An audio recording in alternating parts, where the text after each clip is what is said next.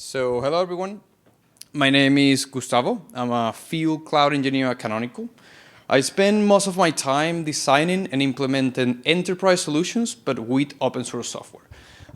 From data centers, virtualization software like Kubernetes, OpenStack, Ceph, to application layer deployments like OpenSearch, PostgreSQL, Kafka, MySQL, and AI applications like Kubeflow and MFlow. Now, today, I'll be talking to you how you can use OpenSearch and set it up as a RAG as a vector database, specifically with a RAG architecture. And this, you can use it not just for that, but all the couple stuff that you can use on the RAG, like OpenSearch, a couple of the features, interesting features to use it for RAG. Oh, I think I can use this. Okay. So for some more context, Canonical is a company behind Ubuntu, if you don't know it. It's the world's most popular cloud operating system across public clouds, and we do not just do that. Okay, it's working. I pressed it 2 times. And we do much more than that. We do some open source projects in-house, like Ubuntu, Mass, Juju, but we also take some open source projects from the community like Kubeflow, OpenSearch, OpenStack, and then we enhance it with some more features. And all of this is open sourced. We just recently announced Charm OpenSearch as GA, generally available for everyone, with OpenSearch 2.17. We had a talk just a few minutes back, like 30 minutes back, about its announcement, how you can use it. And what's Charm OpenSearch? Charm OpenSearch is basically an operator. It's a wrapper around the upstream OpenSearch, again, open source as well, and it's used to automate deployment, management, and day 2 operations. For instance, if you like to install this on AWS, if you like to deploy Charm OpenSearch also on top of GCP, if you like to deploy this also on your on-premise environment, like on top of an OpenStack or VMware environment, this also works. It's the same automation. You can see it kind of a Terraform on steroids, if you're familiar with it, or Ansible. Now, problems when you're using just Terraform or Ansible or even Helm charts on top of Kubernetes is that they're limited to day 0 deployments, so day 0 operations, but when it comes to day 2 operations, it's a bit more complex. For instance, if you like to do an update, an upgrade in place, if you like to scale out, scale in, if you like to do a backup or a restore, all those automations you need to do kind of manually. So you need to go inside and do those operations. The Charm, everything you see that's Charm that we do at Canonical is that bringing that sysadmin knowledge into the Python code. So that's automated for you. You don't need to do it yourself. For instance, if you need to integrate with Grafana, if you need to do an integration with Prometheus, we have all that automated for you. Again, it's all open sourced, and you can take a look over there to the QR code if you like to take a look at the press release and how to get started, how to use it. Now that you have some context, let's actually get to the conversation. And I'll start with a really, really brief introduction to Gen AI, if you're not familiar with it, not familiar with AI and LLMs. In a nutshell, Gen AI is just an AI that's capable of generating text, images, any type of content upon user request. And one of the most common type of Gen AI are the LLMs, large language models like chatbots, ChatGPT, Gemini, Copilot, and all of these fancy chat that you can use to enhance your productivity. Now, if using an LLM is so useful by itself, why do we actually need RAG? And I'm going to try to explain it simplified here. There are some limitations when you're just using an existing LLM. For instance, you can have low precisions and you can have hallucinations. And I'll try to put an analogy. An LLM is like a really smart person, but they might not know everything. If you just come in to chatbot GPT, Gemini, and you ask it, hey, I'm Gustavo, can you tell me where does my mom live? It will tell you, I don't know, like I don't have any context of what you're talking about. Just because I know a lot does not mean that I know the context or the information about you, because that's kind of private data that it might not be trained on. So And another limitation of just using an out-of-the-box LLM, like, again, Chat GPT, is depending on where this LLM is hosted, because it can be hosted by a third party. Maybe you're a government, a healthcare company, maybe a bank, and you're not allowed for privacy restrictions, security restrictions, to move data from your environment to another environment. Maybe you cannot even use public clouds. There are some special use cases of environment that are air gapped, especially on the government facilities, Department of Defense, and so on. And they need that data to stay there. Now, they might want to take advantage of using an LLM. So what do they say? Hey, let's create our own LLM. There are some limitations as well. If you come in and say, hey, I want to create my own LLM, you're going to need first like a lot of data just to create LLM.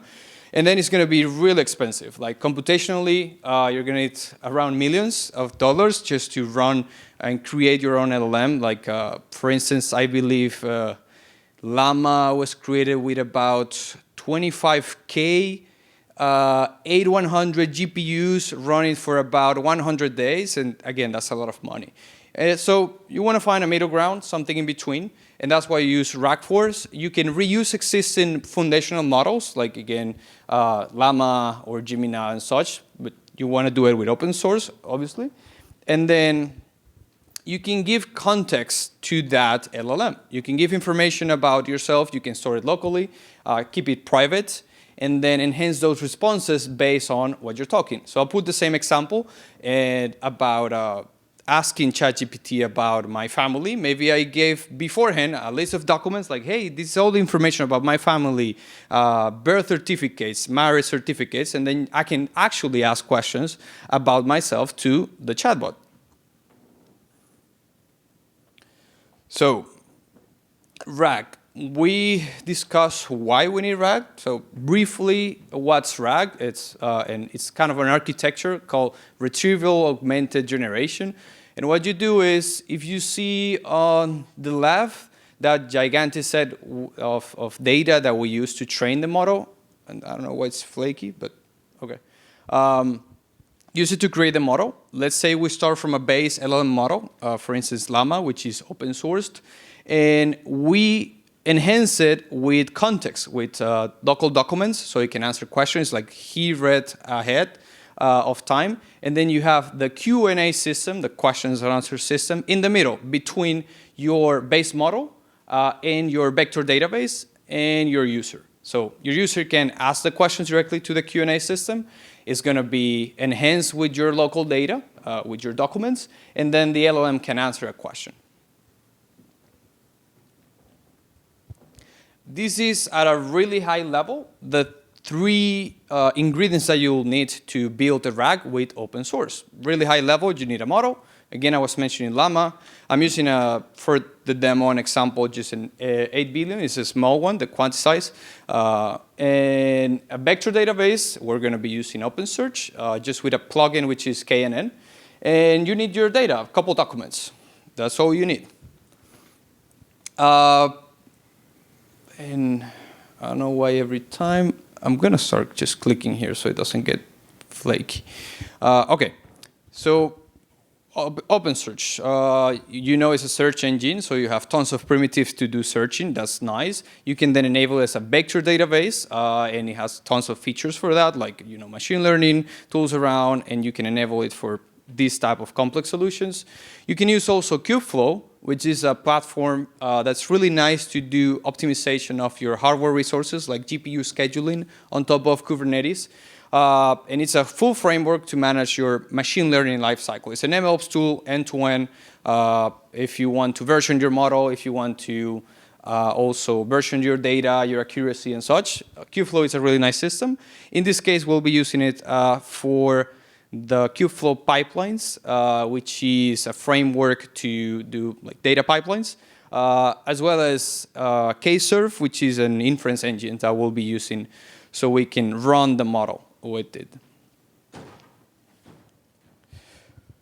Here are a couple features of why you can use OpenSearch and Kubeflow for that. You can use OpenSearch with the APIs that are nice for RBAC. You have the KNN indexes, like I was mentioning. You just install the KNN plugin for it.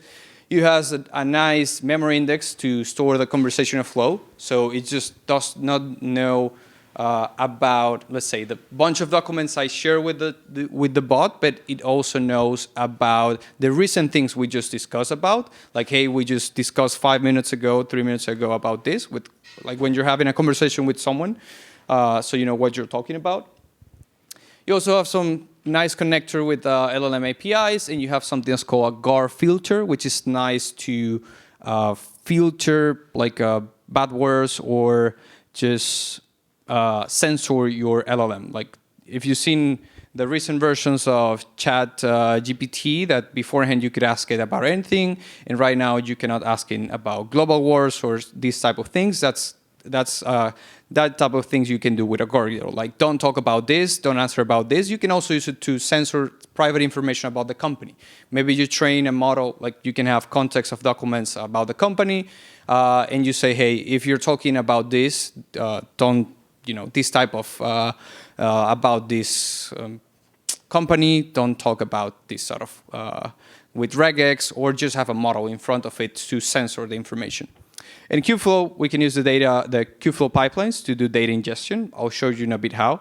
And you can also use Kserve as an inference engine for the LLM. So the place that your LLM is actually be running.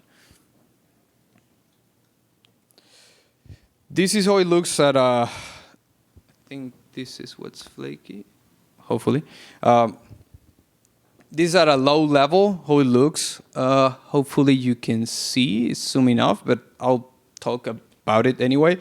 So you can see from 1, 2, and 3, that's your data ingestion. So how you bring your documents, turn them into embeddings, and store it on your vector database on OpenSearch. You can do advanced parsing of your documents. Like if you see, you can start with your documents. You can do some advanced parsing, like if you're having images or such.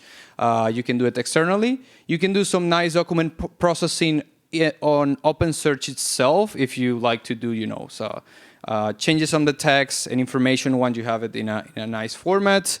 Then you embed it into your vector database. You're basically transforming your documents, either PDF, HTML, Markdown, any type of file. You're transforming it into vectors and storing it in OpenSearch. Then if we go to number 4, you see the actual user that can ask questions. You can have something in front as the guardrail, like I was mentioning, a nice feature on OpenSearch itself. And you can filter information, either inputs or even outputs, like don't even ask me about this, or when the information is coming out, it's censoring certain information.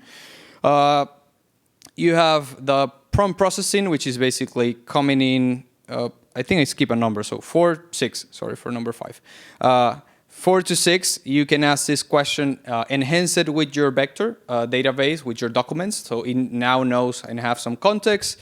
I see 5 now. You have the memory to know if you are already having a conversation or not, like the conversational flow. Are we just starting a conversation, or are we having a, like this is a second question you're asking, like deeper and deeper on certain question. 6, like I was mentioning, enhance it with previous information, with the documents.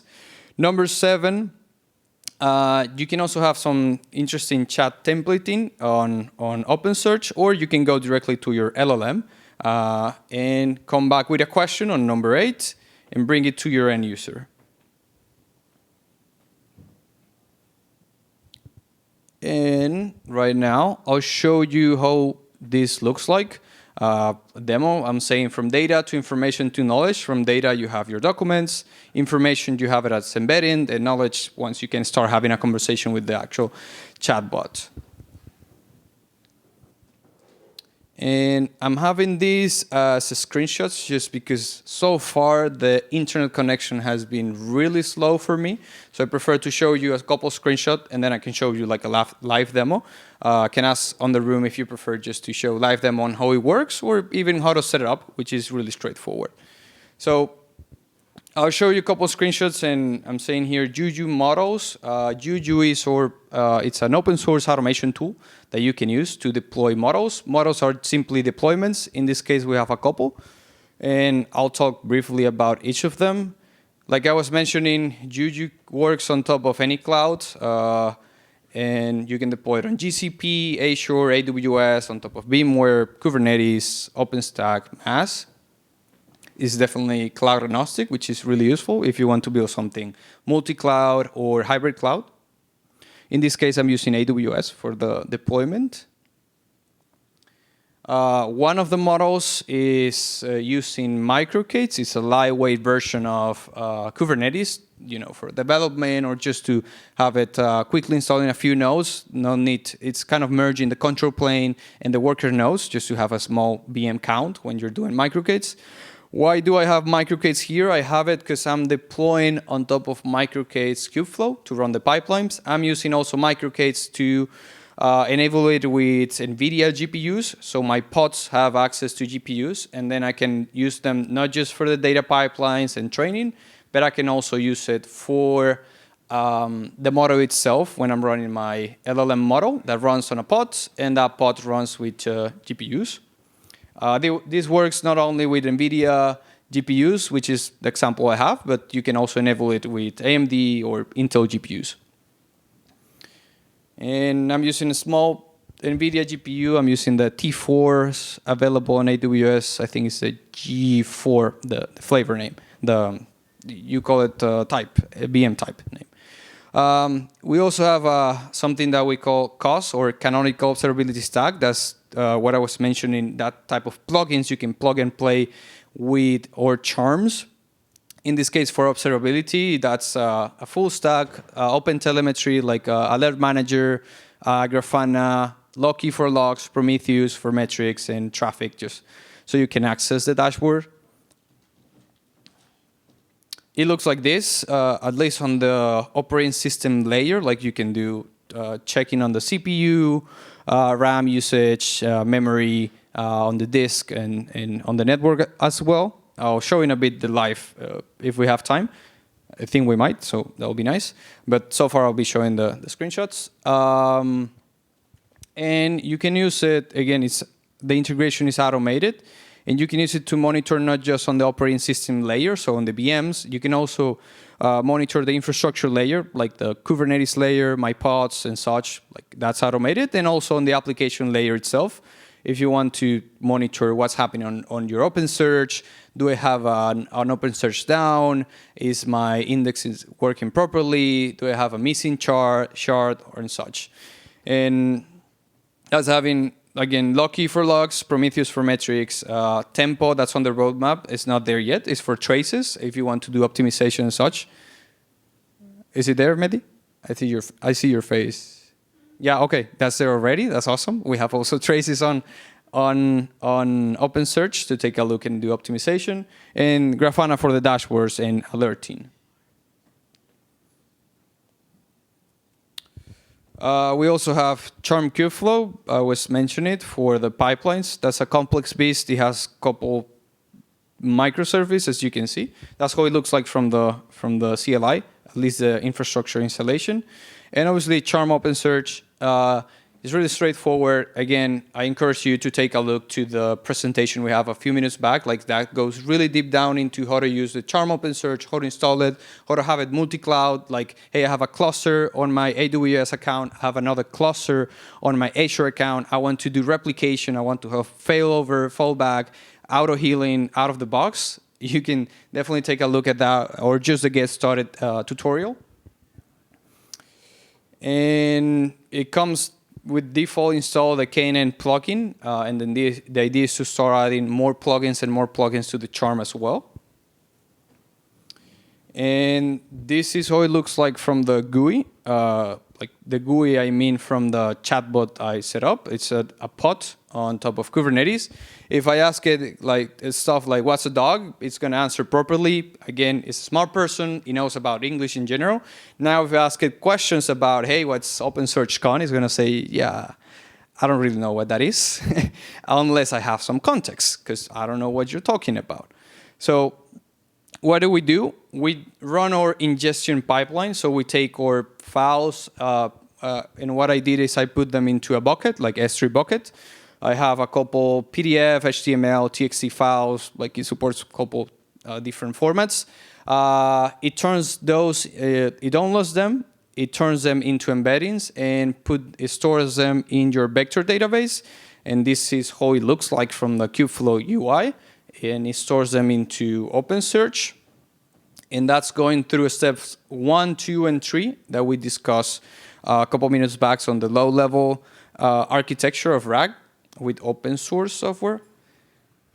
And then it can actually answer questions about OpenSearch. Now I ask again, and I forgot a T over there. I put like, what is OpenSearch con? And it answered like, you have first some context, like, hey, I'm taking this out of this file that you have on your context. It can take a look from multiple files and tell you, hey, this is where I'm retrieving information from. So you're certain where the answer is coming from, not just out of the box like an hallucination. It's just coming up. It's like, hey, I have actual data where that's coming from. And then the answer, you can see here, it properly answers, hey, OpenSearch con is this, this, and that. Use cases where you might see these, again, if you want to have data privacy, you want to have this self-hosted on your own environment. Maybe you cannot have it for certain reasons on top of a public cloud. You need to have it on premise. That's interesting. Also, you can have it on top of public clouds if you want to have a little bit more privacy on your data. Store your own documents over there about the company. A use case that we have at Canonical is we receive millions of requests a day about support tickets about anything, like, hey, how do I use this command on Ubuntu, or do I install Postgres in Ubuntu? Any type of questions on the support team. So what we have is this internal knowledge base with all the documentation on how to use Ubuntu and such, and internal tickets.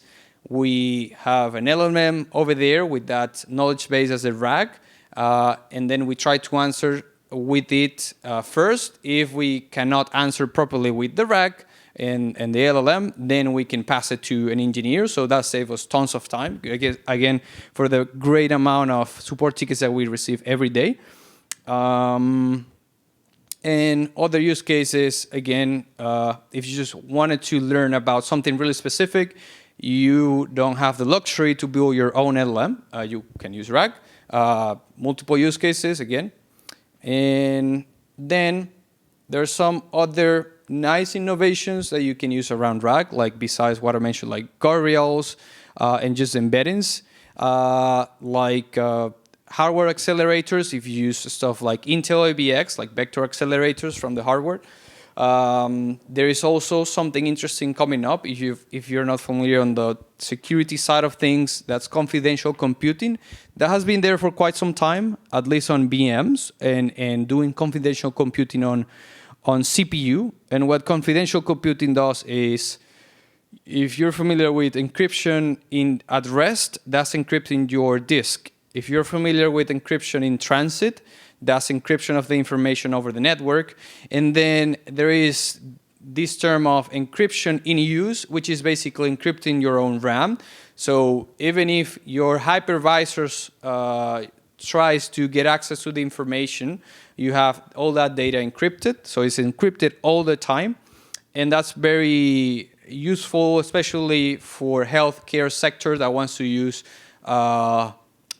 public cloud VMs, but it still has some restrictions about the data where you cannot trust your hypervisor provider. So you need to even increase the privacy of your data. And then right now it's still on beta, but you can take a look on Azure, for instance, on using confidential computing also on GPUs. There is a new feature for H100s with Ubuntu, if you like to give it a try. So you'll have that same ability of doing encryption on the RAM, but for the GPUs as well. So you have total privacy of your data. And that's what I wanted to share. We can meet and connect. We're also outside if you like to discuss anything further. Show you a bit more on the live demo. I think we'll have time, but I'll prefer to give you the mic if you have questions, and then have it back and show you what I show with a couple of screenshots, but show it how the pipelines is run, or if you like to see how to set this up by yourself, which again is really straightforward. And link as well a QR code to canonical OpenSearch. If you like to get started, give it a try, install it yourself, and you'll see how easy it is to just install it either on AWS or on your laptop if you're running something like LXD for virtualization. Yeah, thank you.